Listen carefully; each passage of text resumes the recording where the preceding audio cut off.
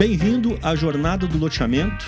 Eu sou Dani Lambi, CEO e diretor da Lotenet, e esse é o seu podcast sobre o mercado de loteamentos. Bem-vindos novamente à Jornada do Loteamento.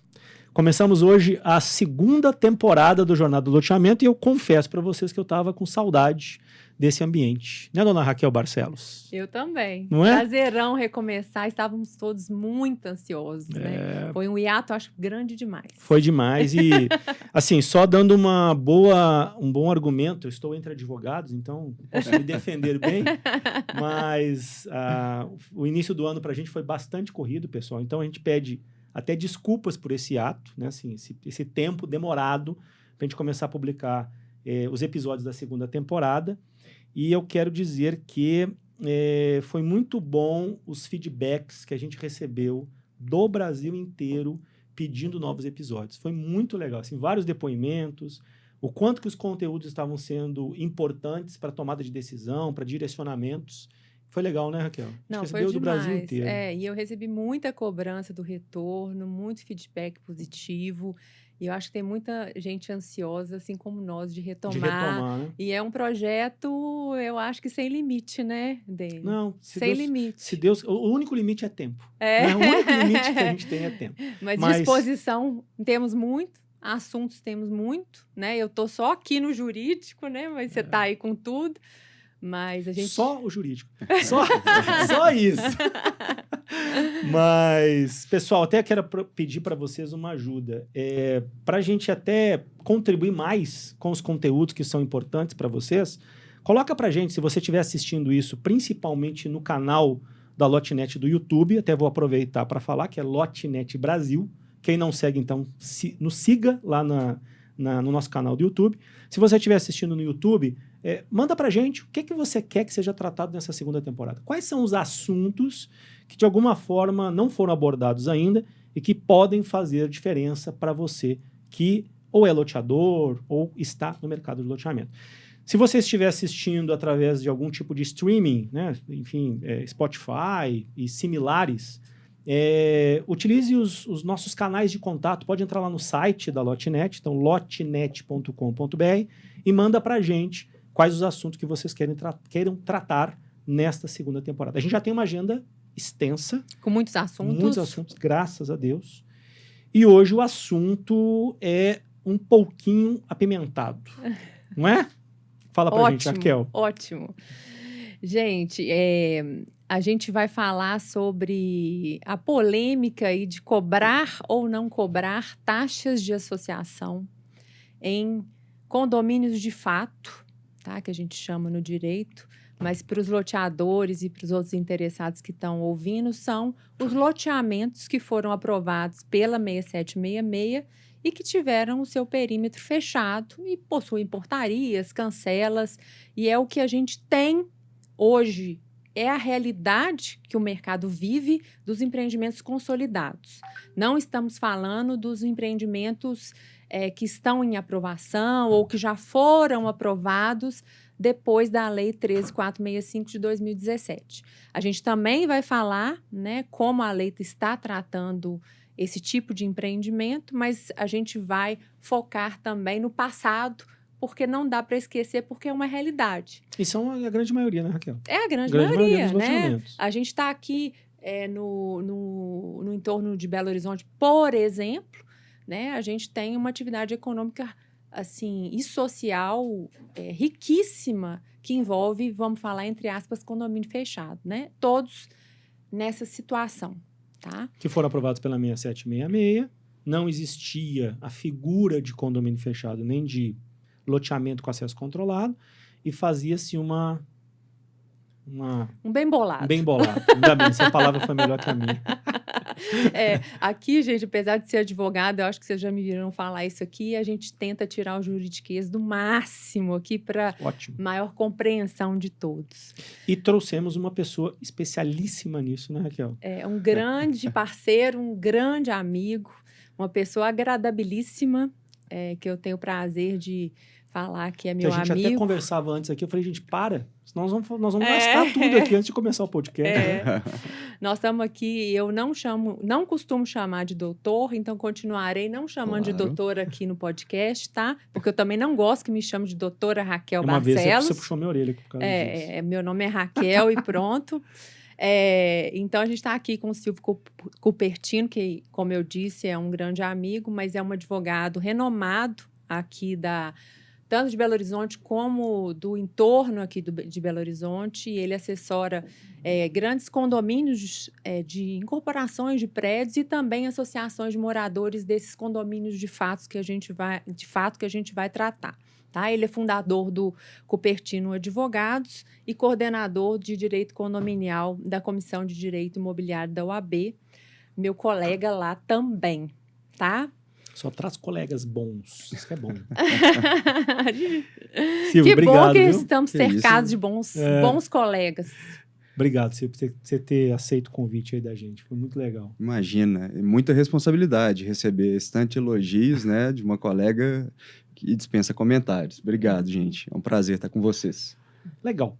Por onde que a gente começa? Assim, a gente tinha pensado, pessoal, em, primeiro, conceituar um pouquinho, rapidamente, a respeito do que é um loteamento com controle de acesso, condomínio de lotes, e falar que hoje nós vamos falar especificamente do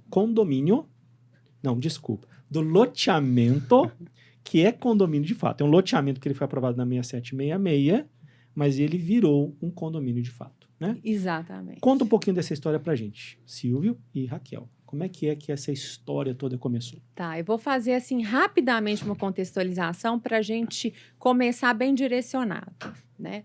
Então, hoje, eu já falei um pouco dos modelos de empreendimentos que existem, né? Então, hoje se tem o loteamento aberto, aprovado pela 6766, que é um bairro que compõe uma cidade, e não é disso que a gente vai tratar aqui. Nós temos o loteamento fechado, que é aprovado pela 6766 e que foi aprovado antes de 2017, e ele foi cercado e possui uma cancela e possui geralmente uma associação de moradores que regula as atividades internas e tem uma atividade muito importante, tanto de arrecadar as contribuições mensais para aquela concepção de empreendimento se perdurar, como também para socialmente gerir ali o que é permitido, o que é antissocial, o que não é, o que é uma boa conduta. Então, nós estamos nesse tipo de empreendimento. Nós vamos tratar especificamente deste. Só para deixar bem claro, muita gente, a gente fala muito aqui sobre condomínio de lotes, tá? É um instituto que foi regulamentado na mesma lei 13.465 de 2017. Essa lei, ela regulamentou também o loteamento de acesso controlado, que é como se fosse isso que nós estamos falando regularizado. Tá? Perfeito. E ela veio também e trouxe a figura do condomínio de lotes, que era muito aclamada pelo mercado. O condomínio de lotes não é isso que nós estamos falando. O condomínio de lotes, ele é um prédio, como eu costumo falar, é um prédio deitado. Né? Então, nós não teremos vias públicas, nós não teremos áreas institucionais públicas, pode até haver, mas tem que ser fora do empreendimento. Tudo que está ali dentro do condomínio de lotes é um imóvel privado, fracionado em lotes, que são unidades privativas, aquelas frações, e fracionado também em áreas comuns. Então, da mesma forma como você compra um apartamento em que na sua matrícula há uma fração de unidade privativa, que é o seu apartamento, e uma fração que é a sua participação ali na área comum, o quanto o seu imóvel representa na área comum, o condomínio de lotes é a mesma coisa. Tá? Então, no condomínio de lotes, essa questão de taxa de contribuição para as despesas do empreendimento, ela é solucionada. Porque ela está regulamentada. Né? Não, porque aí nós estamos falando de um condomínio que vai ser aprovado como condomínio, tá? Ele é um condomínio edilício, ele vai ser registrado de acordo com as normas da Lei 4591 e não com as normas da 6766. Ele vai ter uma convenção de condomínio registrada na matrícula mãe, e aquela convenção de condomínio, ela vai estipular o que vai ser cobrado nas taxas de condomínio. Aí nós estamos falando de taxa de condomínio de direito, tá? Assim, exatamente a figura.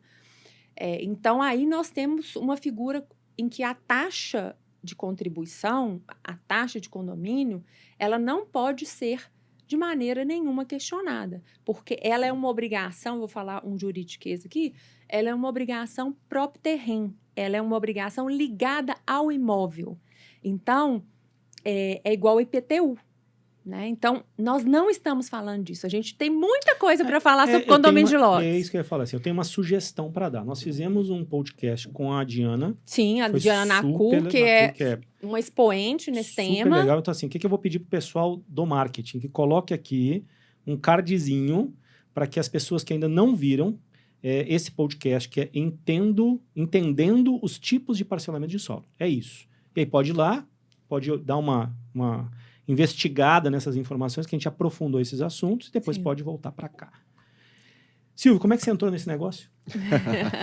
Pois é. A Raquel comentou que na região metropolitana de BH já existia essa característica. E há 15 anos, quando eu montei o escritório, por coincidência, meu ex-sócio disponibilizou a sala da família, que era em um desses municípios. Bom, já tinha a veia do direito imobiliário, mas quando nós fomos realmente iniciar as atividades, percebemos que existia ali uma lacuna ou um mercado pouco explorado ainda. Os empreendimentos eram todos dessa natureza, com esse formato, mas não existiam advogados especializados em assessorar esses empreendimentos. E os problemas que acontecem num condomínio edilício acontecem até de forma mais potencializada nesses que nós estamos falando. Perfeito. Né? Até porque, principalmente, pela fragilidade legal da sua Constituição. Então, se num condomínio em que as regras estão todas lá muito bem estabelecidas quando eles foram implantados, nesses outros nem se fala. Então, muita coisa advém da vida, do dia a dia daquelas pessoas que optaram por morar naquele local. Enfim, percebendo isso, atendemos o primeiro, e aí, como realmente não existia nenhum escritório especializado, a coisa foi se alastrando. E nós vimos que realmente precisava de um profissional que atuasse com aquilo de forma quase que exclusiva. E o nosso escritório acabou, sim, entrando aí pegando essa veia.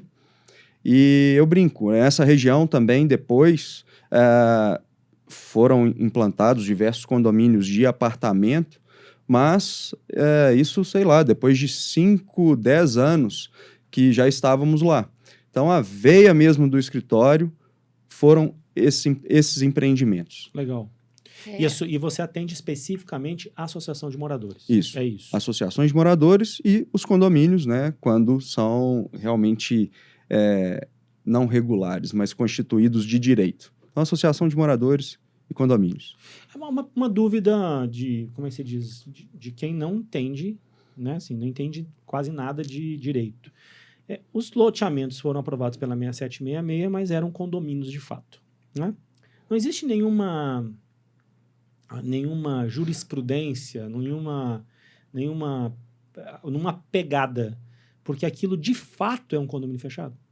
Foi aprovado por falta de uma lei específica para isso, não é verdade? E posteriormente é que se regularizou isso.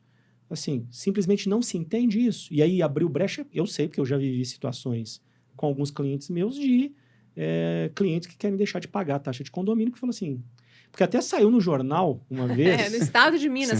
Minas. Quando se lia jornal impresso. Exatamente. Assim, eu lembro. Tanto lembro que começou a tocar meu telefone sem parar. Eu falei, pronto, né? Aconteceu um grande problema. E de fato foi um grande problema. Porque alardeava o fato de que as pessoas que moravam em condomínios horizontais, de fato, e não de direito, poderiam parar de pagar as taxas de condomínio. E aí foi um pandemônio na cidade, eu lembro disso, né? Mas minha pergunta é, existe essa pegada ou não?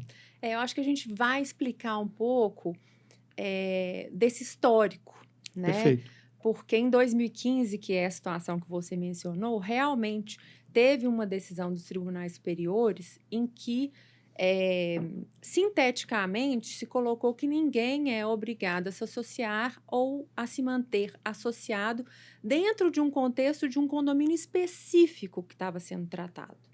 Eu até questiono muito essa decisão de 2015, porque a associação de moradores, ela foi constituída após a implantação do empreendimento e não na concepção.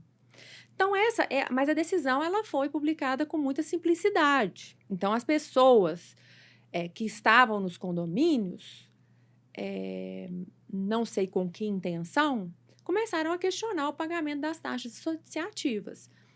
Aqui em Minas Gerais, especificamente, o nosso tribunal, ele julgava de forma com muita seriedade essa questão, que era da seguinte forma, antes dessa decisão do STJ. Você está num condomínio que tem despesas em que você usufrui de todos os benefícios que essas despesas correspondem, né? E, portanto, se você não pagar a sua taxa associativa, o Tribunal de Justiça de Minas Gerais ele tratava isso como enriquecimento ilícito, tá?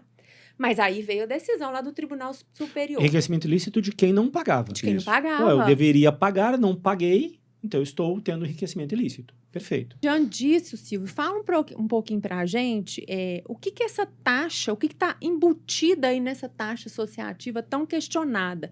Porque eu acho que aí a gente começa a desenvolver um pouco mais para a realidade socioeconômica desse empreendimento. Legal. Raquel, muito semelhante ao que nós temos nos condomínios de apartamentos. Segurança, limpeza, enfim. As pessoas foram para aquelas áreas buscando isso e não morarem em um bairro, em uma casa num bairro.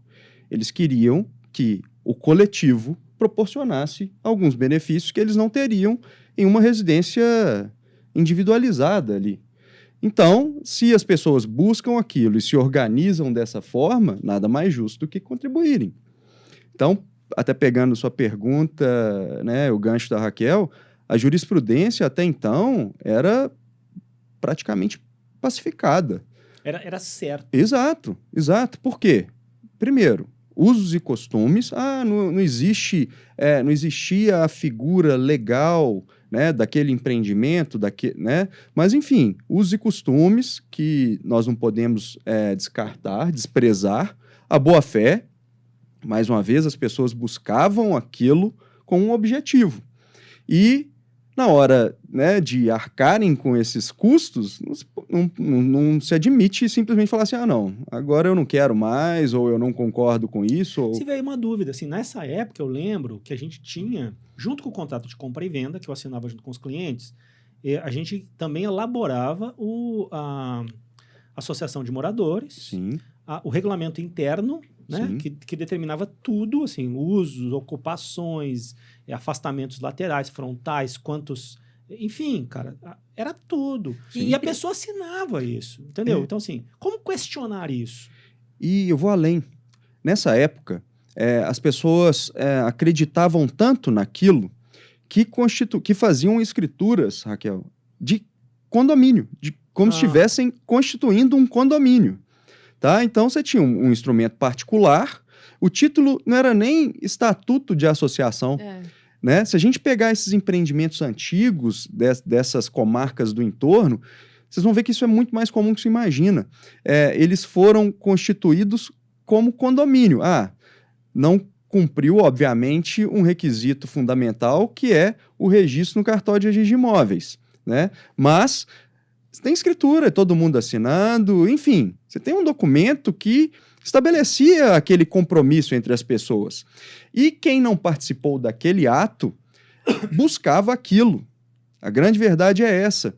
Mais uma vez, eu sei que aquele loteamento ele foi organizado dessa maneira e é aquilo que eu quero ir para lá. Eu não quero para o outro que simplesmente temos, né, lotes totalmente individualizados e sem relação nenhuma entre as pessoas. Então, óbvio, também a constituição das associações, mas aquilo estava tão... Pacificado, que as pessoas até... E outra, eles queriam aquele título de condomínio e não associação de moradores, né? Então, era uma coisa muito natural. E que seguiu. E voltando naquilo, né? Era a forma de se fazer. Não tinha a legislação. Não tinha alternativa. Não tinha. Era uma demanda do mercado, o condomínio fechado. Isso é fato, né?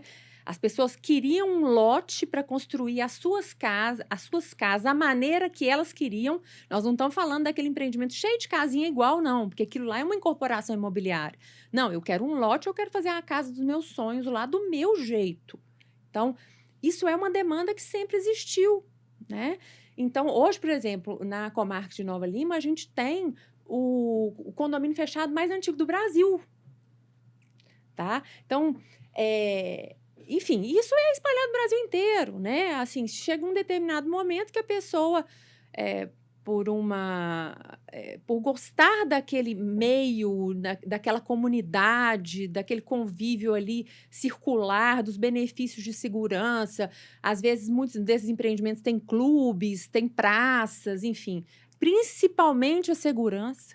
Raquel, e aí deixa eu pegar um gancho. Falando em segurança, as pessoas queriam casas, inclusive, sem muros. Né? Como pensar em uma casa sem muro num bairro? Eu não conheço. Né? Então, desculpa, essa realmente era o grande atrativo. Então, como pensar naquela área sem essa organização, sem alguém à frente disso tudo? Claro. Né? Será que contavam e esperavam segurança pública? Né? Mas, enfim, desculpa te interromper. Não, nós estamos aqui nesse bate-papo mesmo. E Dene, você lembrou bem uma coisa que quando a gente está na assessoria das loteadoras, né? A gente, na época que não havia legislação, havia até alguns municípios que tinham uma legislação municipal, mas ela poderia ser até questionável. Né? Mas, assim, o que a gente tomava o cuidado de fazer? Constituir a associação de moradores antes, formalmente, no cartório de registro de pessoas jurídicas. Essa associação ela era composta integralmente pelo empreendedor, que depois da entrega da obra, ele entregava aquela associação para os moradores. Então, no kit contratual que a gente chama, né, a gente colocava o estatuto para a pessoa rubricar e ter conhecimento, e nele tinha um objeto claro do que é aquela associação. É uma associação sem fins lucrativos, criada especialmente para cuidar daquela concepção que você comprou, tá? E tem muitos dos que o meu escritório fez, tinha o termo de adesão, tinha a cláusula contratual da existência da associação e da obrigação de contribuir. Ele assinava, inclusive, a constituição da associação. E mais, eu vou te falar, a gente tomava cuidado ainda de fazer uma previsão orçamentária. Eu não esqueço da gente bolando a previsão orçamentária de quanto seria a taxa associativa para assegurar o máximo possível o empreendedor de que aquela concepção não iria se modificar. E não é assegurar o empreendedor, é segurar o comprador, aquela comunidade, né? Então, isso nós estávamos antes de 2017. Então, mas, isso é um empreendimento, vamos falar, talvez não seja o mais comum. Tem muitos que nem tinham esse arcabouço de documentação, tá? Pois porque mesmo tendo esse arcabouço de documentação, veio essa decisão que, basicamente, abriu um precedente absurdo dentro do mercado, que deixou todo mundo arrepiado, que fez com que, mesmo com todas essas seguranças, fosse questionada a taxa de condomínio. Não é isso? Exato. E sabe por quê? Os loteadores, os advogados de loteadores tomavam esses cuidados nos instrumentos particulares e estabeleciam até mesmo a obrigação daquele adquirente em repassar aquilo caso ele vendesse o imóvel. É a cláusula perpétua que a gente chama, né? Né? De ir passando. Pois é. Porém, qual a garantia do loteador ou de quem está à frente da associação que aquela pessoa vai fazer aquilo? Os cartórios poderiam exigir isso num negócio, numa escritura pública? Muitos entendiam que não. Então, nessa troca, né, de proprietários e no fluxo aí de documentos, às vezes essa informação se perdia, né? E como a associação ou o loteador poderia ter esse cuidado não, esse controle? Impossível. É importante falar porque a gente não tinha a possibilidade de registrar o estatuto da associação e nem a obrigação de contribuir no cartório de registro de imóveis aonde está registrado o loteamento. Como é feito no caso dos condomínios Dos condomínios. edilícios. Então assim, a gente não tinha essa possibilidade. Quantas vezes eu tentei, mas não havia respaldo legal para publicizar ali, tornar público para todos que comprassem aquele imóvel, de que ali havia uma associação vinculada, uma obrigação. Não havia essa possibilidade. Qual que é o cuidado que a gente tomava? No contrato padrão, que faz parte do kit de registro de loteamento, que é o que fica registrado no cartório de registro de imóveis, que ele contivesse todas as cláusulas de associação. E aí, essa peculiaridade de ter o contrato padrão com as cláusulas de associação como um documento do registro do loteamento fez diferença agora num julgamento de agosto de 22, que nós vamos explorar um pouco ele aqui, que ele é muito interessante. A ministra Nancy Andrighi, ela foi muito feliz na análise da questão, tá? Ela tomou como base essa situação para falar do conhecimento público da obrigação, né? Então, além dela tomar como base para a decisão para julgar legal a cobrança da taxa associativa, ela falou, você assinou uma obrigação lá no início, você tem outros instrumentos que mostram a sua vontade de estar nesse tipo de empreendimento e de contribuir para isso. É incomum essa decisão, né? É incomum porque normalmente beneficia só o cliente final, né? Assim, pelo menos é a percepção que eu tenho, o consumidor final e não a instituição, né? A associação. Não, beneficia muito a associação, porque isso dá uma segurança jurídica maravilhosa. Pois é. Porque nós vamos voltar um pouquinho aí no tempo, porque essa decisão é uma decisão de agosto de 22. Mas tem um tal de um tema 492 aí do STF, tá? Por que o STF sempre traz algo polêmico, né? Que deveria não ser, né? Porque ficar quietinho, né? essa decisão da ministra Nancy Andrighi, ela deixou claro que ela não estava violando o tema 492 do STF, tá? Ela é posterior ao tema e ela falou que... E ela deixou isso muito claro de uma forma magnífica, sabe? E a gente queria explorar um pouco isso aqui para vocês entenderem que tem o tal do tema 492, mas também tem muita razoabilidade do judiciário em analisar as situações caso a caso. Mas aí, Raquel, não sei se eu vou... talvez mudar a sua linha de raciocínio. Mas o que eu queria entender? Assim, na linha do tempo que a gente está discutindo. Sim. Nós estamos discutindo que, antes dessa decisão específica, que foi em 2015, tudo acontecia De forma natural. de forma natural.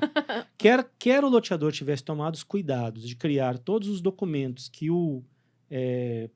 digamos, que regulamentasse essa situação, ou não, estava entendido que aquilo era um condomínio de fato e as pessoas viviam numa boa e as taxas associativas eram cobradas e eram pagas, eram entendidas como devidas. E, na verdade, havia um questionamento, sim, sobre a taxa, tá? Antes dessa decisão. Só que as decisões, elas eram favoráveis. no caminho de quem estava argumentando a ilegalidade da taxa, estava se beneficiando. Perfeito. Porque é indissociável. Os benefícios que a pessoa tinha com aquilo, né, eram indissociáveis ao bem dela. Então não adianta falar, eu quero, eu não quero, eu gosto, eu não gosto. Perfeito. Então, beleza. Aí aconteceu isso em 2015 E de 2015 para cá, quais são os riscos? Eu não sei se eu estou pulando a linha de raciocínio, mas assim, quais são os riscos da associação e quais são os riscos do loteador com o fato de ter um empreendimento que é um condomínio de lotes, um condomínio fechado, de fato, e que, de alguma forma, quais são os riscos que ele tem? Posso? Ou não existem? Claro, fica à vontade. Existem. Em 2015, ficou ainda mais evidente a necessidade de uma legislação, né? O que desencadeou na 13.465, de 17. Mas, vamos lá, o anseio, né, da sociedade é muito mais antigo. Mas, bom, em 2015, um banho de água fria. Agora, mais do que nunca, nós precisamos de uma regulamentação legal e em âmbito federal, para a gente não ficar dependendo também só mesmo das leis municipais, enfim. Veio. Ótimo. O texto da lei, acho que muito acertado, né? A gente não vai entrar aqui em detalhes, mas, enfim, ótimo. Precisávamos de uma lei. Temos uma lei. A bagunça toda, para mim, desculpa o termo, né? Pode até parecer muita pretensão da minha parte, foi a análise e o marco que o STF fez para julgamento de todas essas demandas, de todas essas associações pelo Brasil inteiro e julgar tudo num balaio só, tá? Então, o STF, ao meu ver, errou muito em considerar a lei de 17 como um marco para existência ou legalidade ou não dessas associações. Nós não estamos falando. A lei não veio para falar das associações, e sim dos empreendimentos, né? Da forma de constituição daqueles empreendimentos. Associação já é uma história muito antiga. Enfim, aí nós vamos debruçar um pouco sobre isso, porque eu acho que acho que o cerne aqui da nossa discussão, mas o problema veio disso. O STF pegou o marco temporal de 2017 e meio que falou o seguinte, Tudo que é antes... mais ou menos isso. Tudo que é antes não existe. Não, tudo que é antes, desde que tenha o termo de adesão assinado e tenha alguma lei municipal autorizando, tá ok. Mas é mais do que óbvio. Não, Raquel, mas tem mais. E o estatuto registrado no cartório de registro de imóveis, né? Ou seja, o STF estabeleceu uma condição que, na verdade, até então, era impossível de se fazer. A Raquel já disse aqui. Ela tentou, por várias vezes, registrar o estatuto de uma associação perante o cartório de registro de imóveis, como é feito com convenções de condomínio. A resposta sempre foi a mesma e não poderia ser diferente. Eu não estou falando que era erro ou omissão dos nossos registradores, não. Eles não poderiam realmente praticar aquele ato. E aí vem o STF dizendo que aqueles estatutos precisam estar registrados no cartório de registro de imóveis. Olha a confusão.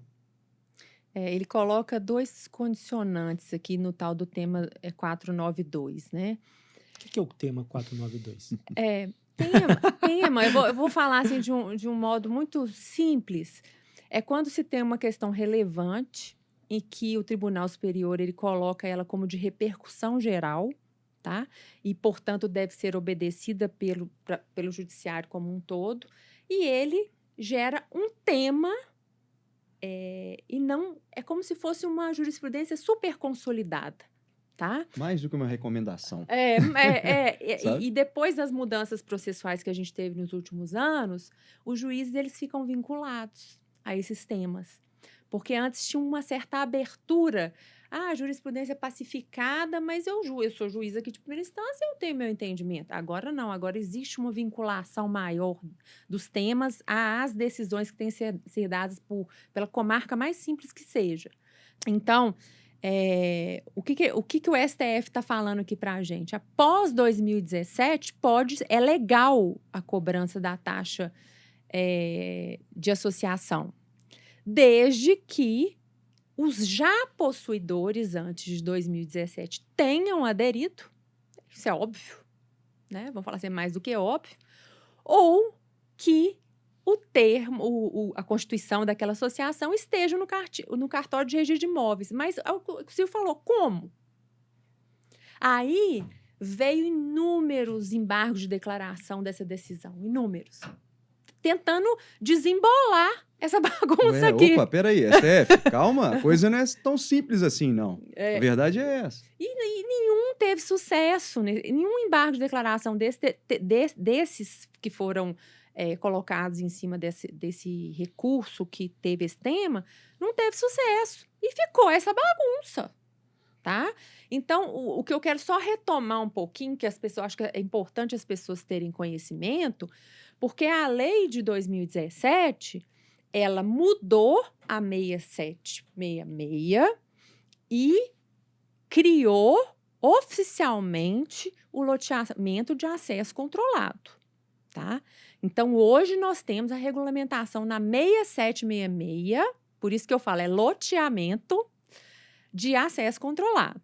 E, além disso, ela mudou a 6766, criando um artigo que assemelha a associação de moradores, tá? Ou algum ente parecido, a uma administradora de imóveis para fins de cotização das despesas. Então, assim, a lei de 2017, ela falou assim, peraí, não é só criar o loteamento, eu também tenho que dar uma regulamentada nessa taxa de associação, porque isso no judiciário é uma bagunça.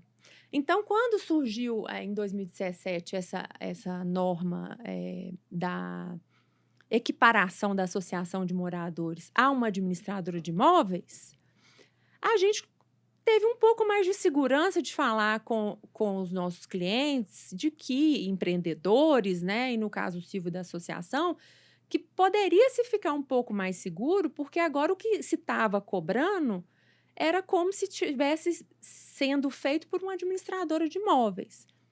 Aí veio o STF e deu um banho de água fria na gente, entendeu?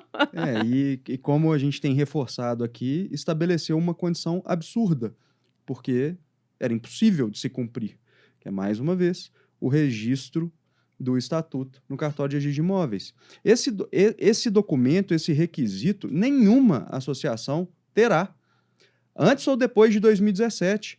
Por quê? Como eu disse, os registradores não poderiam cumprir esse ato.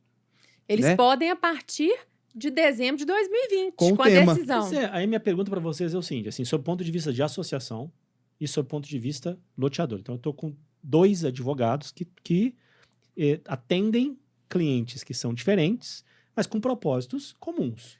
Porque, na verdade, o que a gente quer? A gente quer só manter a concepção do empreendimento. A minha pergunta é a seguinte, quais são as consequências? O que tem tido de problemas, tanto a associação quanto os loteadores, que vem em função desta bagunça. Não tem outra palavra para falar.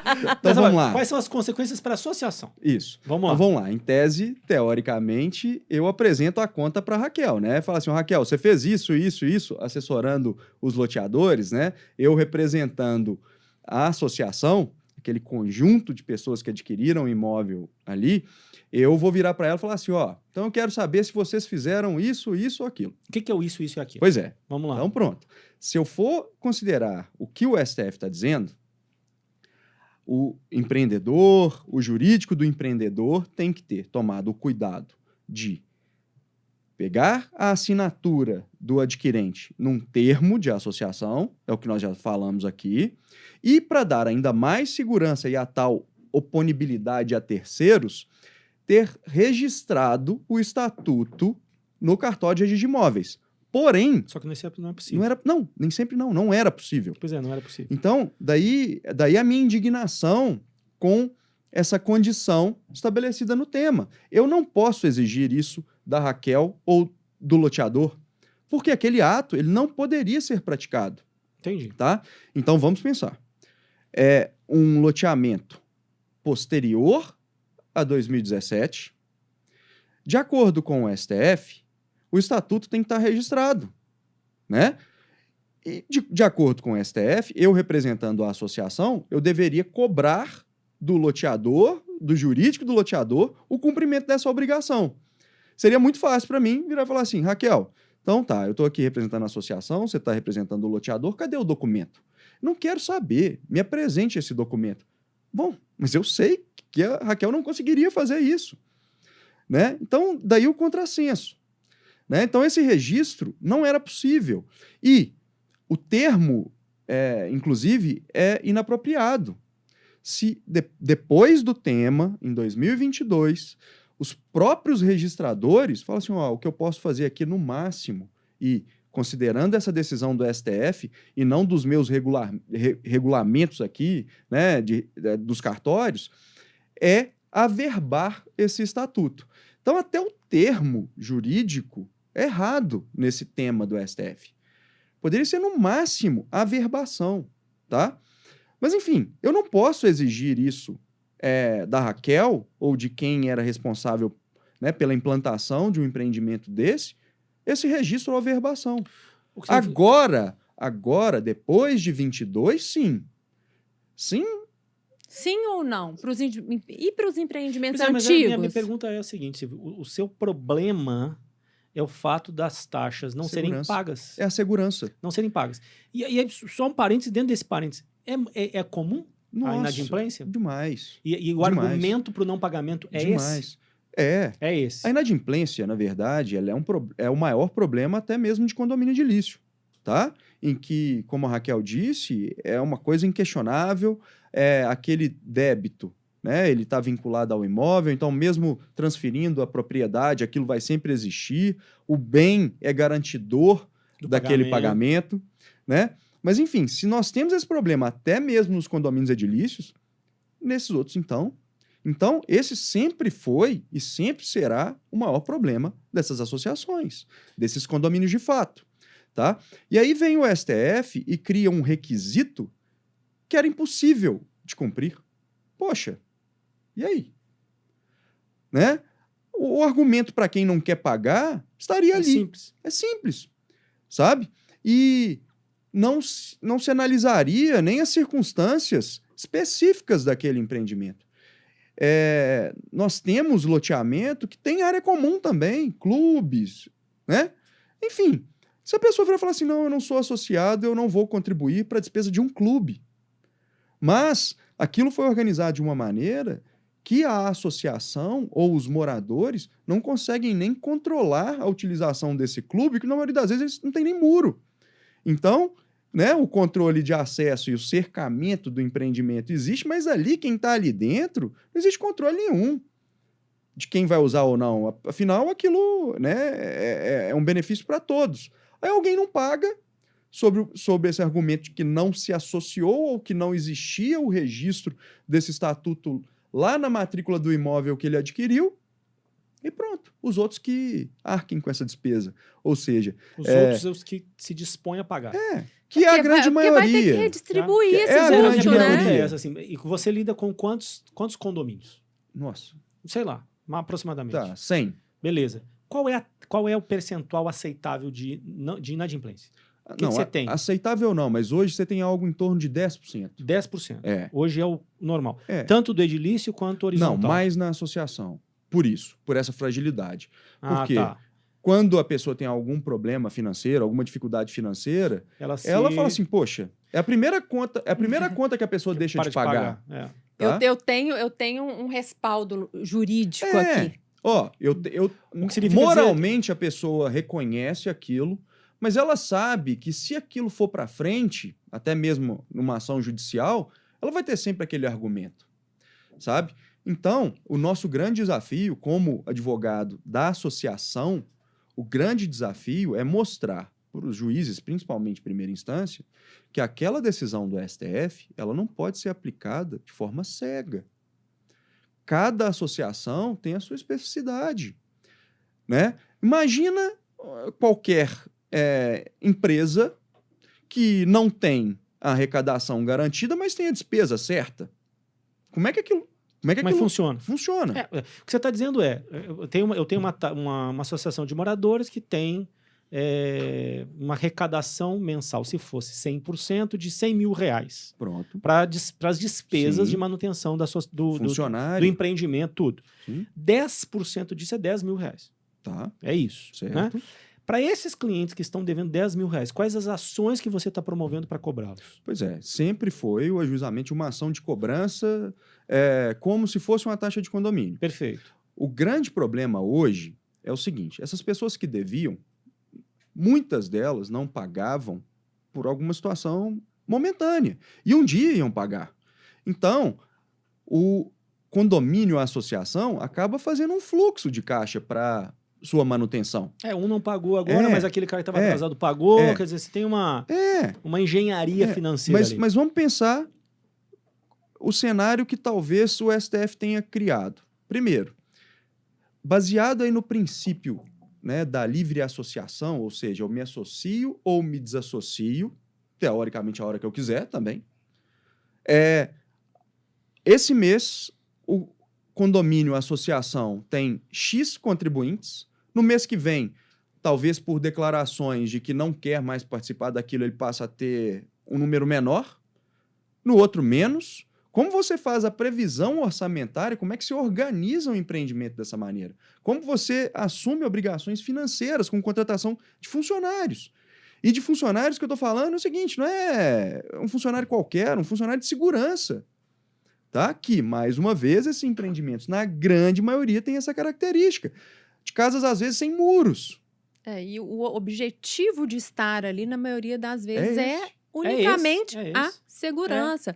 Por isso que eu chamei a atenção para a decisão do STJ de agosto de 22, porque ela, depois desse tema, ela falou, peraí, tem manifestação de vontade do comprador de estar naquele empreendimento e de contribuir.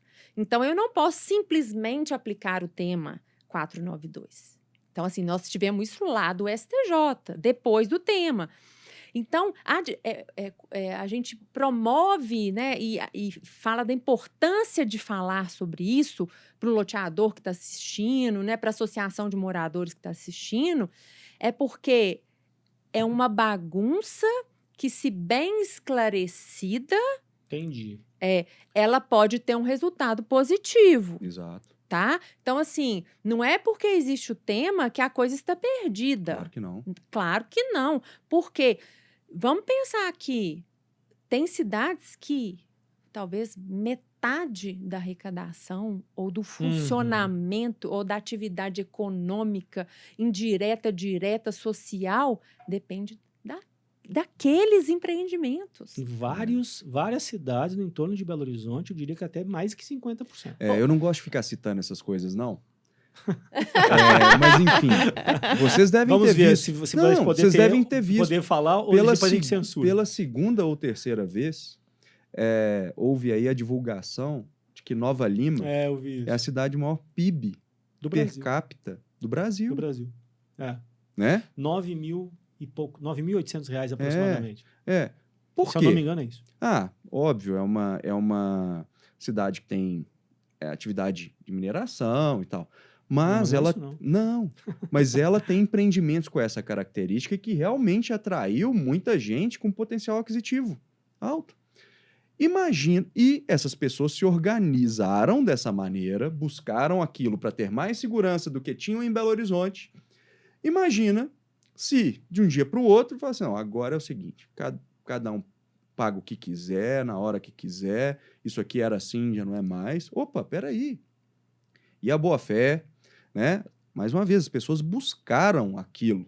Não foi imposição de ninguém.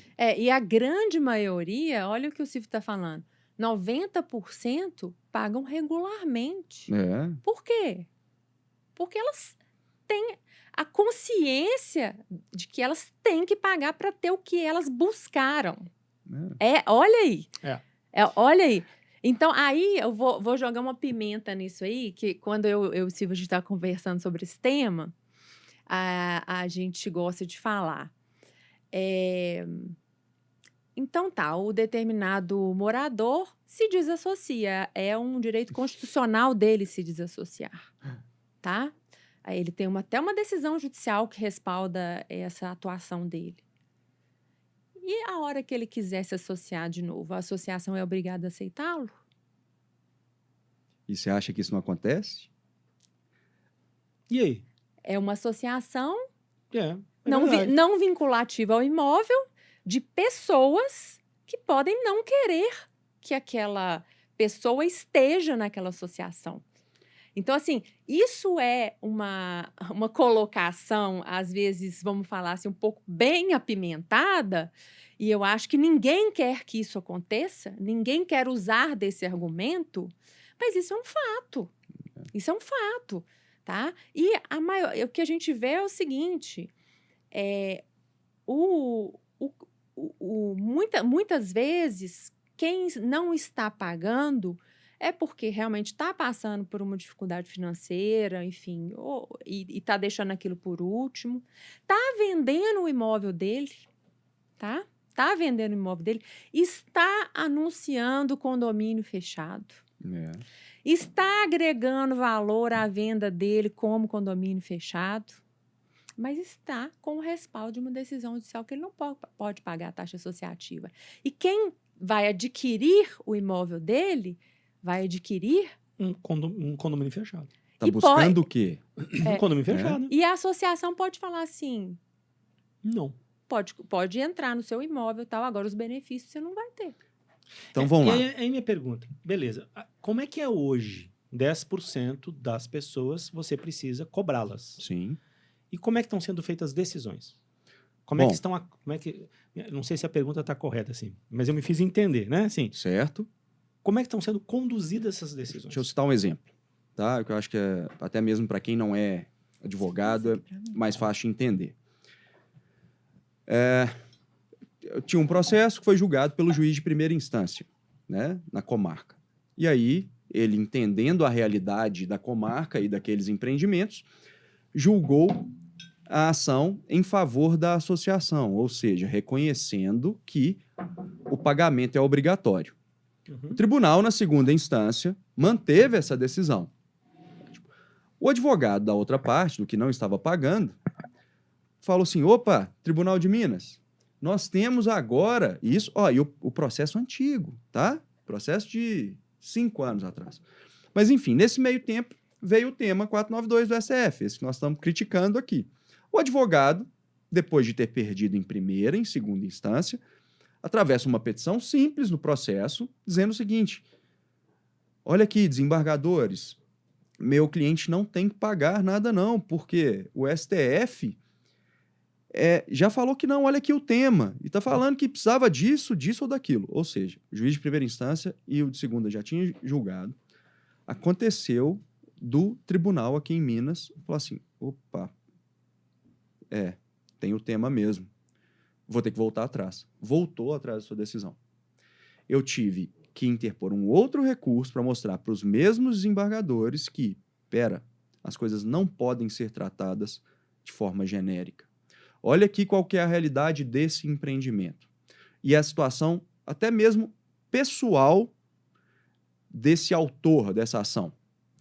A pessoa usava o clube, tinha o registro todo dos benefícios que ele tinha, do acesso que ele tinha, aquelas benfeitorias que existiam ali naquele empreendimento e que ele usufruía.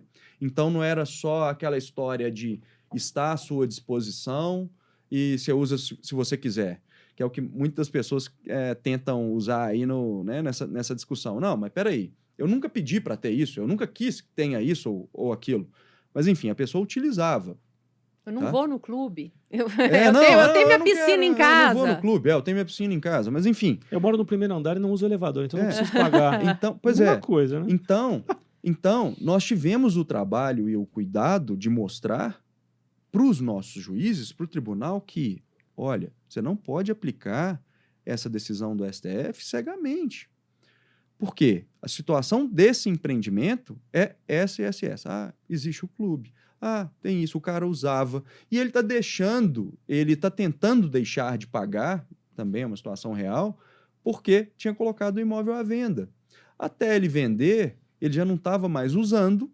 Falava assim, para que eu vou pagar isso? Sei lá, vou demorar 3, 4, 6, um ano para vender isso aí. Não quero ter essa despesa, não. E aí, quem comprar, depois que se vire com esse negócio para regularizar a situação com a associação. Mas é o que a Raquel está dizendo. Vamos imaginar que, então, ele ficou aí 1 ano sem pagar, alguém comprou, e comprou porque sabia daquela estrutura e buscava aquela estrutura, mais uma vez, não buscava um empreendimento num bairro, e chegou lá felizão. Nó, comprei o imóvel dos meus sonhos, no lugar dos meus sonhos. E pagou Pagou muito por isso. caro por isso. E ótimo. E aí, como é que eu pago? Aí alguém vai lá e dá, né, talvez a notícia ruim para ele. Falou, olha, existe um débito. O seu imóvel não contribuiu por 1 ano com a associação. Poxa, mas a pessoa não me falou nada. Ou não tinha nada lá no registro do imóvel. Enfim, ele me falou que estava tudo certo. Na verdade é isso. Não tem pendência nenhuma. Está tudo certo. Na maioria das vezes as pessoas fazem isso. Por quê? Ninguém cria esse alerta para o comprador de que, opa, existe um processo ou eu não estava contribuindo porque eu não concordo. Porque a maioria das pessoas, mais uma vez, até por boa fé, se eles estão buscando aquilo, eles têm que pensar no futuro. Não, né, não é só resolver aquele problema pontual, não. Se as pessoas atuarem daquela maneira, aquele empreendimento está fadado ao insucesso, né? Então, não quero saber, eu quero que você comprove o cumprimento da sua obrigação. Mas, bom, e aí, essa pessoa achando que já estava com o imóvel negociado e que não precisava se preocupar com aquilo... Volta atrás da negociação. Volta atrás. Pois é, e especificamente esse caso, ele não é o comum das suas cobranças? Ou isso é uma... Não, ele não é comum, mas o que eu posso dizer, mais uma vez, de estatística, isso talvez é muito importante para vocês, Sim. é que dessa inadimplência, que eu estou te falando que pode girar aí em torno de 10%, 1% no máximo, são de casos que as pessoas usam desses subterfúgios ou desses argumentos. Legal. Os outros 9% é porque realmente, naquele momento ali, passaram por algum problema. Então, assim, falar que as associações estão, né? Bom, agora acabou para as associações. Essa decisão do STF agora acabou, não pode ter mais associação, não pode ter mais empreendimento dessa maneira. Não é isso. Mas nós temos que coibir, mesmo tratando de um percentual muito pequeno das pessoas que estão envolvidas ali, esse tipo de tentativa de atitude. prática. Por quê? Todo mundo busca ali a segurança de, poxa, eu fui para ali, eu vou dividir as despesas entre 100 pessoas e não entre 99 num mês, não, no outro 98, né? Enfim.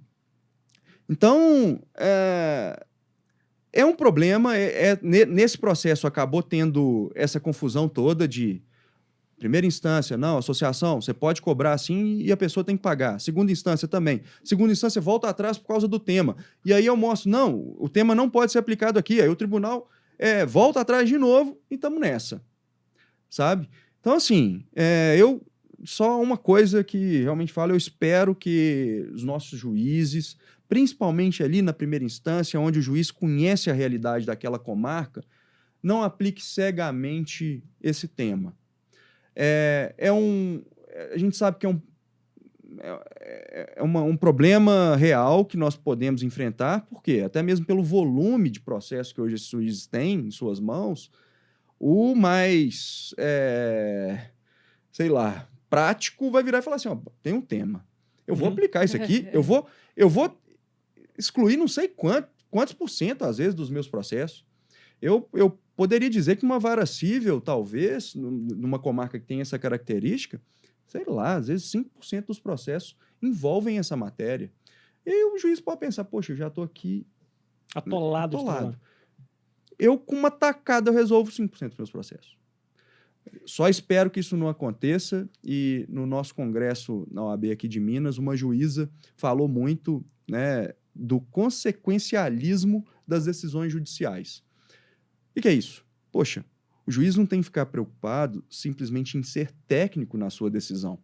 Ele tem que antecipar quais são as consequências que aquela sua decisão pode trazer para a sociedade, inclusive.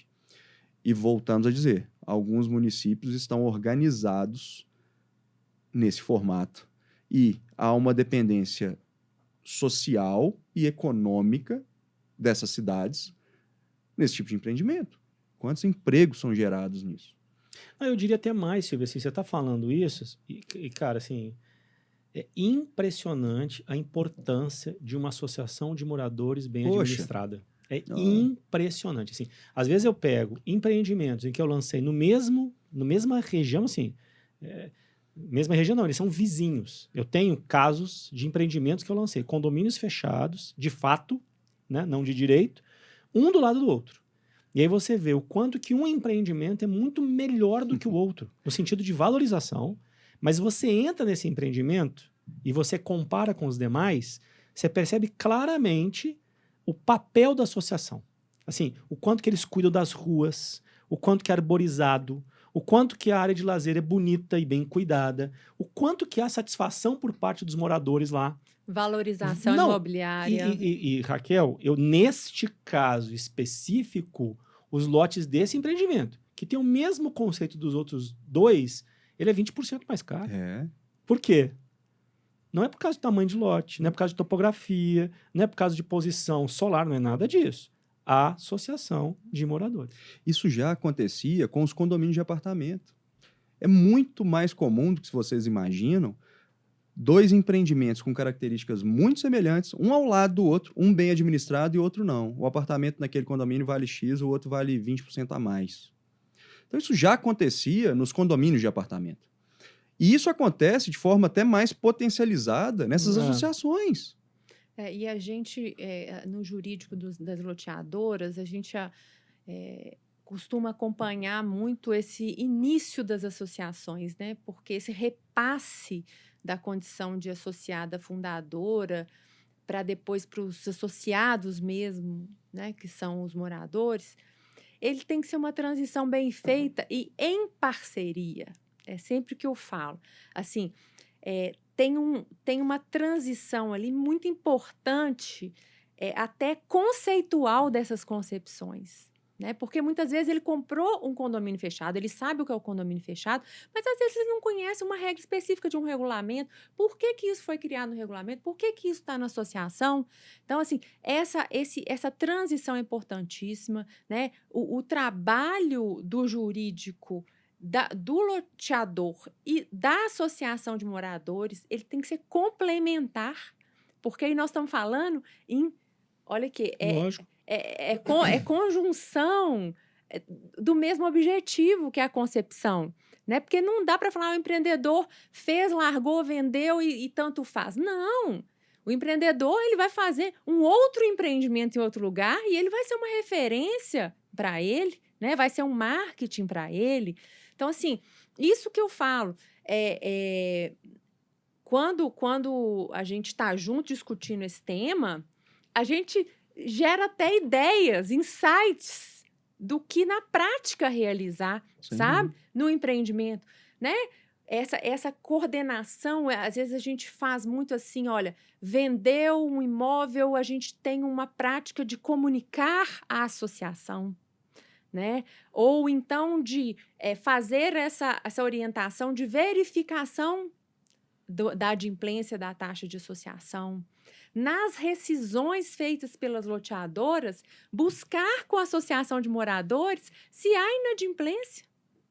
Para quê? Para colocar isso na retenção de um distrato. Pelo menos... É verdade. Né? Então, assim, são práticas... Cuidados, né? Cuidados que representam uma parceria que só dão valorização ao empreendimento. Eu diria mais, só aproveitando, Silvio, eu diria mais que, assim, o que eu percebo, Raquel e Silvio? Aquele loteamento, que é o loteamento, é o único empreendimento daquele proprietário, daquele empreendedor, e que o cara, de alguma forma, ele coloca um propósito naquilo. Eu já vi vários, eu já participei de muitos lançamentos com essa característica. Cara, aquilo se transforma numa comunidade forte. E forte, segura, onde há um desenvolvimento urbano que valoriza o terreno. As pessoas têm maior qualidade de vida. Agora, ainda este mês, a gente vai fazer um lançamento de um empreendimento no Vale do Aço, em que nós não criamos a associação de moradores, nós criamos o Estatuto de Qualidade de Vida. Então, assim, tem todo um cuidado que é diferente. Eu entendo que para um cara assim, um loteador que desenvolve loteamentos, mais de um loteamento por ano, tem que se criar um processo que tenha esse nível de cuidado da mesma forma que este empreendedor que tem um empreendimento. Algum processo que faça com que ele tome cuidado, que ele faça gestão. Mas eu acho que o cuidado, Dene, ele tem que ser para os dois. Dois quem? Tanto para o loteador grande como para o loteador pequeno. Lógico. Né? Porque é o seguinte... Não, eu só estou dizendo que o pequeno ele tem um olhar muito mais cuidadoso para aquele empreendimento e a conversa dele com os moradores e o desenvolvimento da associação tem muito a mão dele com o objetivo claro de melhorar aquela... De valorizar aquele empreendimento. Sim. E o grande é meio que uma esteira de processos. Muitas vezes o grande já tem essa assessoria jurídica embutida ali no processo dele, né? E o pequeno não tem. Só que ele pode vir com essa falta de cuidado na base contratual dele de lançamento, na documentação de registro, ou até mesmo nessas transições que eu mencionei aqui, pode gerar uma consequência, por exemplo, que eu já vi em várias situações, de ações civis públicas do Ministério Público questionando o fechamento, tá? E aí, gente, não é para assustar, não é, mas é a nossa realidade que a gente vive isso, muitas vezes, eu vou falar que é uma realidade que é o concorrente, que fez a denúncia no Ministério Público. E o Ministério Público teve que tomar uma atitude para verificação da regularidade daquele fechamento ou não. E aí, ele não vai tratar só desse assunto. O Ministério Público vai tratar de tudo, tá? E aí, é o pepino do pepino do pepino. Aí você vai me perguntar assim, Raquel, o que esse povo faz? Pois é. Você tirou da minha boca. Na verdade, nós já vivemos esse tipo de situação, né? Mas e aí? O que o povo faz? Olha, depois de 2017, em que se criou a instituição do loteamento de acesso controlado, que é isso que nós estamos falando, só que o outro é de fato e já há alguns de direito, há legislações municipais que já autorizam a regularização dos passados, tá? Justamente por dependerem dessa atividade nos municípios, né?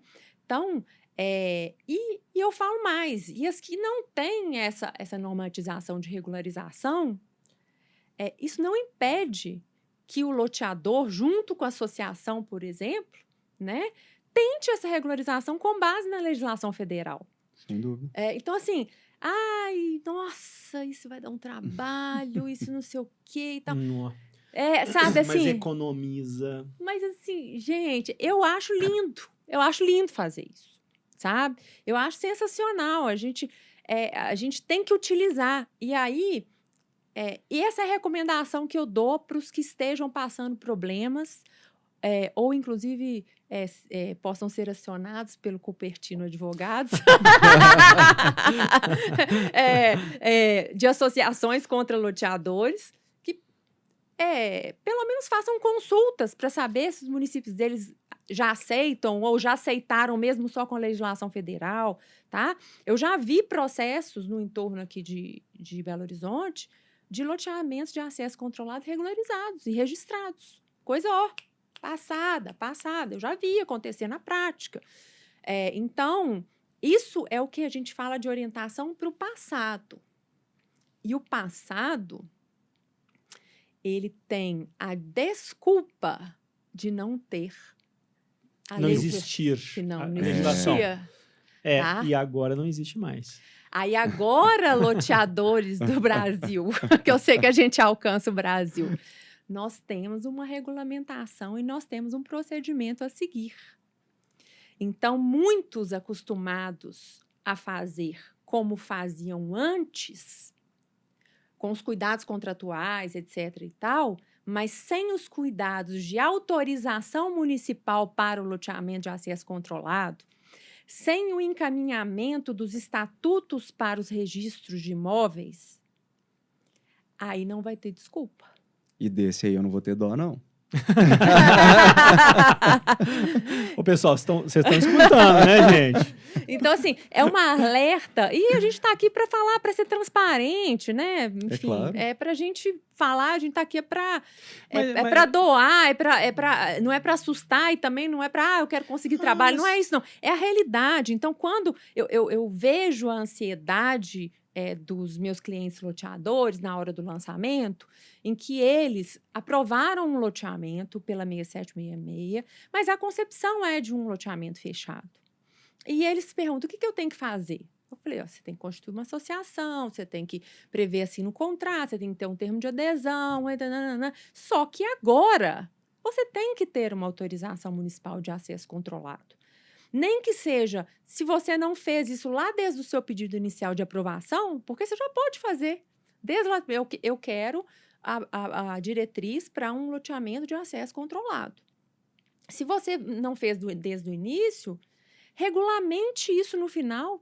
E é possível, Raquel? Demais. No final? No final, eu fiz isso numa comarca aqui, nossa, ao entorno de Belo Horizonte, que eu vou citar aqui, que é Pedro Leopoldo, em que a gente regulamentou. No final da aprovação, teve um trabalho?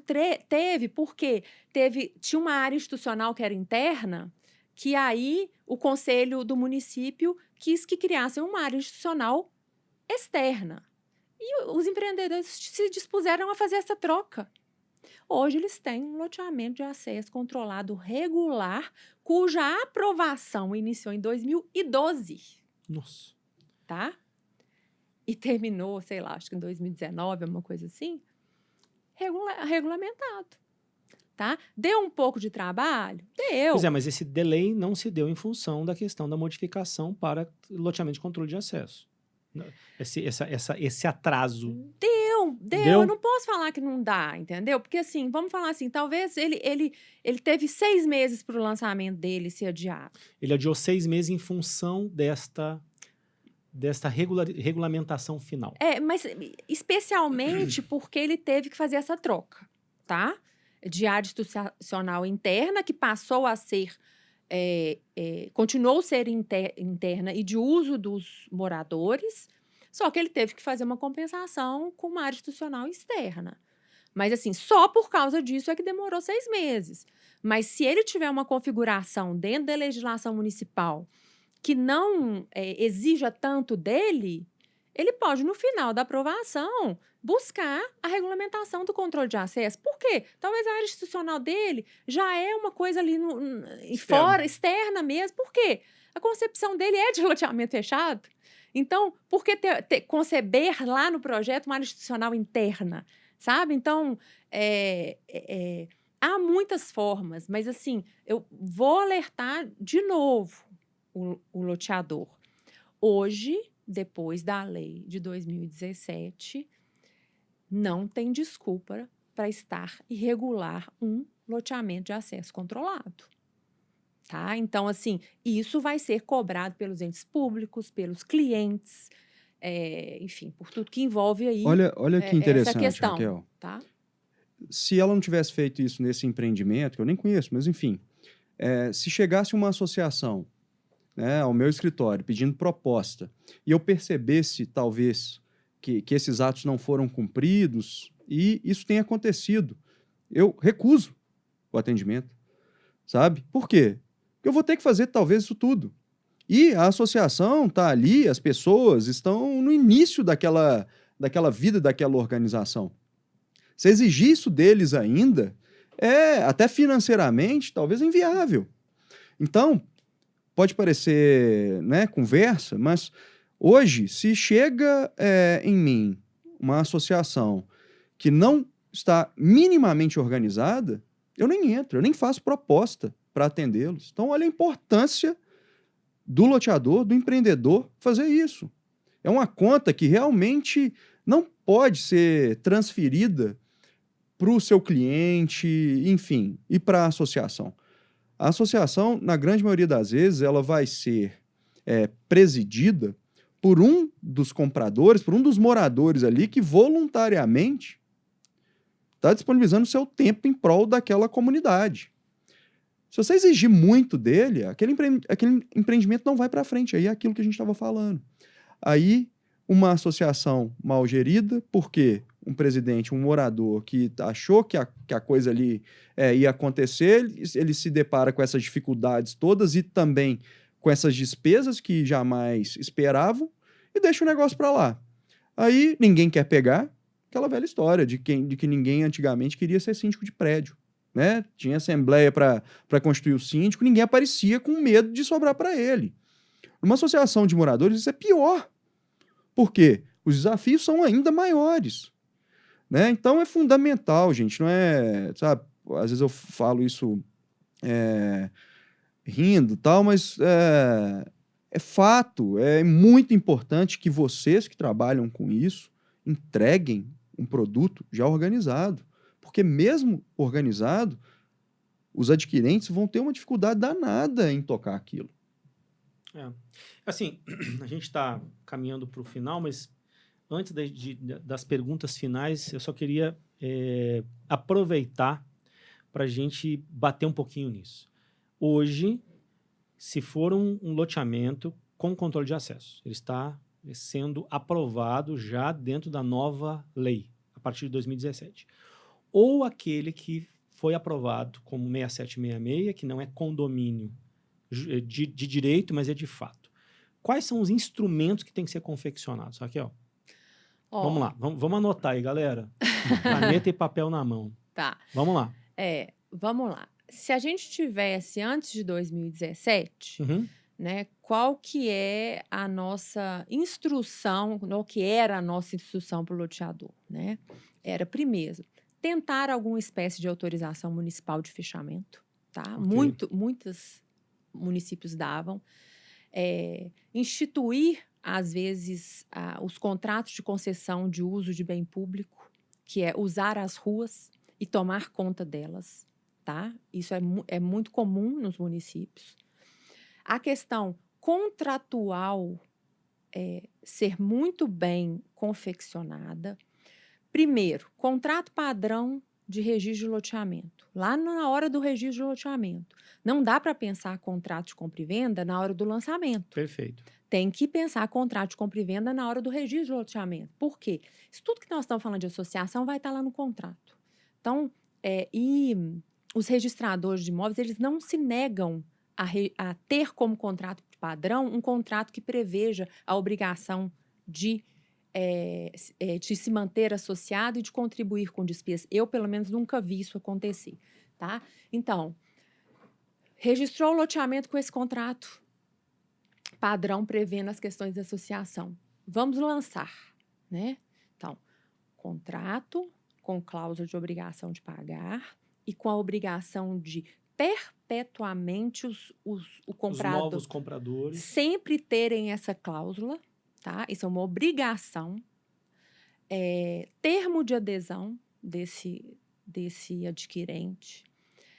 Estatuto da Associação de Moradores já constituído com CNPJ, tudo direitinho no cartório de registro de imóveis, em que ou vai fazer parte do kit contratual e ele vai aderir e ele vai rubricar, né?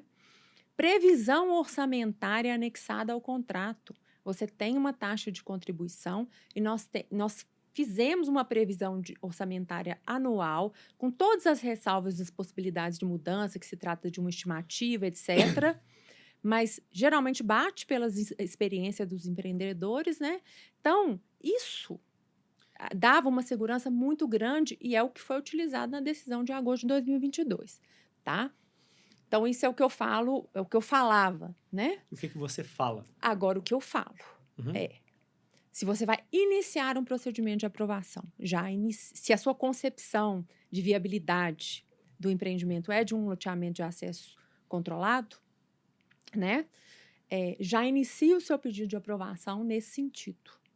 Tá? Já inicie, já faz todo aquele período de negociação, de ajuste de projetos, etc., ele vai ser todo concebido com base em loteamento de acesso controlado e com base na legislação municipal ou não. Pois é, eu ia te perguntar, e se não tiver? Na minha visão, não precisa de legislação municipal para loteamento de acesso controlado. Porque existe a federal. Porque existe a Não federal. precisa. Eu tenho essa opinião com muita Ótimo. convicção. Então, iniciou agora, já inicia dessa forma. Aprovou o loteamento, vai registrar o loteamento, nós não vamos só registrar o contrato padrão com todas as previsões de associação de moradores. Nós vamos registrar o estatuto da associação de moradores e a obrigação de contribuir na matrícula mãe do loteamento. Entendi. E pediremos que seja inserido nas filhas também, tá? E aí a gente fecha e aí o kit contratual é o mesmo anterior, né? Aí você vai falar assim, e o que está no final da aprovação? Vamos parar para pensar? Vamos analisar qual que é o melhor caminho de finalizar essa aprovação como um loteamento de acesso controlado? O que eu acho, assim, como a gente está sempre sentado na cadeira do loteador, eu sei que é difícil porque ele coloca o dinheiro no tempo. O dinheiro no tempo custa dinheiro, né? Assim, então, sei lá, nesse caso que você falou, o cara trouxe de 2012, tá num processo de aprovação, né? O que é um absurdo aqui no Brasil, né? O que se faz com os empreendedores, né? Amigos meus, a título de curiosidade, amigos meus foram, através da ADIT, numa missão técnica e sentaram com uma pessoa na Arábia Saudita, salvo engano, um empreendedor querendo entender o mercado imobiliário brasileiro. E eles fizeram uma apresentação mostrando assim, a linha do tempo, né? Ele falou assim, não, tá errado, isso não é em anos, né? Isso é em meses. O cara disse, não, isso é em anos, né? E o cara falou assim, pô, como é que vocês fazem isso? Então, assim, é um cara que, poxa, demanda um tempo muito grande de aprovação, que chega lá no final, o que eu acredito que ele tem que fazer é colocar na conta qual é a previsão de tempo para que ele possa regulamentar, já que ele começou como loteamento e quer regulamentar como um loteamento com controle de acesso, e quanto isso vai custar, né? Mais 6 meses custa quanto, né? E botar na balança quais são os riscos que ele tem de não tomar uma providência dessa. Agora, o quanto custa, meu argumento, como boa defensora dos loteadores, é o seguinte, quanto valoriza? Boa, Raquel. Pronto, Boa, sabe por quê? respondeu a pergunta. Sabe por quê? Boa. Eu sou advogado de associação e não de comprador. Mas, se alguém me perguntar, se você me procurar, falar, tô querendo comprar um imóvel no loteamento X ou no Y. Se o X tiver feito isso tudo que a Raquel falou, eu vou virar para a pessoa e falar assim, nesse aí você pode ir. Se o Y não tiver feito, eu falei assim, olha... Não vai. Não vai. Ou então esteja disposto a enfrentar isso tudo. Então, pronto, tá aí a resposta. Né? E além, se depois, já existindo a associação, se a associação me procurar, e não individualmente o adquirente, né, o investidor, olha, o loteador fez isso ou não fez isso? Bom, vamos buscar talvez formas de apresentar essa conta para eles, porque a conta ficou para a gente. Né? E eu acho que uma ideia que surge também é quando o IRIB ele respondeu ao Instituto de Registradores de Imóveis do Brasil, a nível nacional, ele respondeu uma consulta dos registradores se depois do tema 492, se eles poderiam registrar os estatutos da associação. E ele respondeu, tecnicamente, que eles poderiam averbar, sem dizer se eram associações pós ou anteriores a 2017.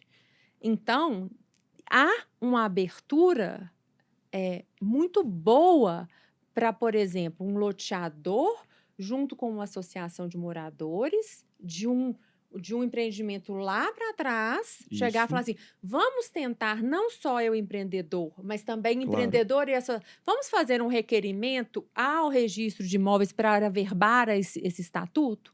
E aí nós vamos nos deparar com os entendimentos, tá, Dani? E nós estamos falando isso é embrionário, tá? Vocês têm resposta? Nós vamos ter, tá? Essa resposta também do IRIB é de 2022. E mesmo assim, eles colocaram tanto mas façam, essa não é uma recomendação, façam o que vocês acharem melhor, né? E sigam os regulamentos, talvez, estaduais, né? Enfim, é realmente embrionário. Mas, quem não fizer, fatalmente vai ter problema.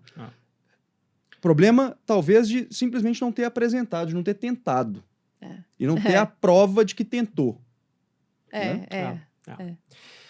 Bom, estamos caminhando para o final. Esse tema realmente é bastante... A palavra não é complexo, mas ele é bastante instigante, né? Sim. Ele é muito instigante. Sim. Né? Porque, assim, na verdade, eu acho difícil quando você não tem uma conclusão de tudo. E a gente não tem uma conclusão de tudo. Né? A gente tem orientações. Exato. Né? E essas orientações, elas visam realmente garantir um pouquinho mais de segurança jurídica por parte dos loteadores e também por parte das associações de moradores. E eu, assim, quero aproveitar essa deixa porque... para deixar registrado. Eu estava não lembro, acho que foi em São Paulo, e me perguntaram como é que a gente produzia podcast com tanta qualidade de imagem, som e etc. Então, eu quero agradecer ao Estúdio 767, que está sempre com a gente, então, respondendo a pergunta que me fazem, aonde vocês gravam os podcasts. Quando a gente não está viajando, a gente grava aqui no Estúdio 767, que fica em Belo Horizonte, no bairro da Savassi. Bom, pergunta final. Teve várias recomendações aqui. Quais são as recomendações finais de vocês? Teve muitas. Se pudesse falar assim, o que é o mais importante? Eu acho... E nós temos vários cenários. Loteamentos que vieram antes de 2017, não é isso?